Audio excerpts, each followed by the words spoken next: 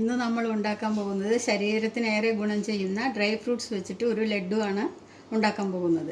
അതിന് വേണ്ട സാധനങ്ങൾ: അണ്ടിപ്പരിപ്പ് 100 ഗ്രാം, വാൾനട്ട് 100 ഗ്രാം, ബദാം പരിപ്പ് 100 ഗ്രാം, പിസ്ത 100 ഗ്രാം, കപ്പലണ്ടി 100 ഗ്രാം, എള്ള് 25 ഗ്രാം, അതിന് 4 ഏലക്കായ, ഡേറ്റ്സ് 100 ഗ്രാം. ഇതെല്ലാം ഓരോന്നായിട്ട് പാൻ വെച്ചിട്ട് റോസ്റ്റ് ചെയ്തിട്ട്, ചെറിയ തീയിലിട്ട് റോസ്റ്റ് ചെയ്തിട്ട് പൊടിക്കണം. പൊടിക്കുമ്പോൾ ഡേറ്റ്സ് ഇട്ടിട്ട് പൊടിക്കുക.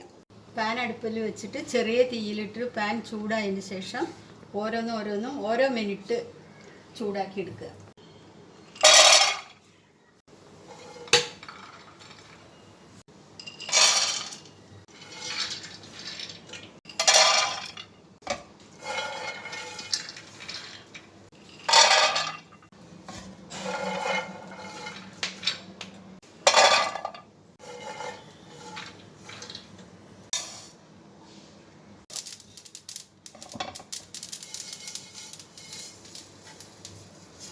എല്ലാം കൂടി വറുത്ത് വെച്ചതാണിത്. ഒരു മിനിറ്റ് ചെറിയ തീയിലിട്ടിട്ട് വറുത്തതാണ്.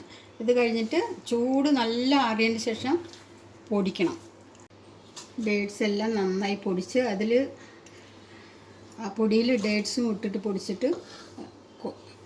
പൊടിച്ചതാണിത്.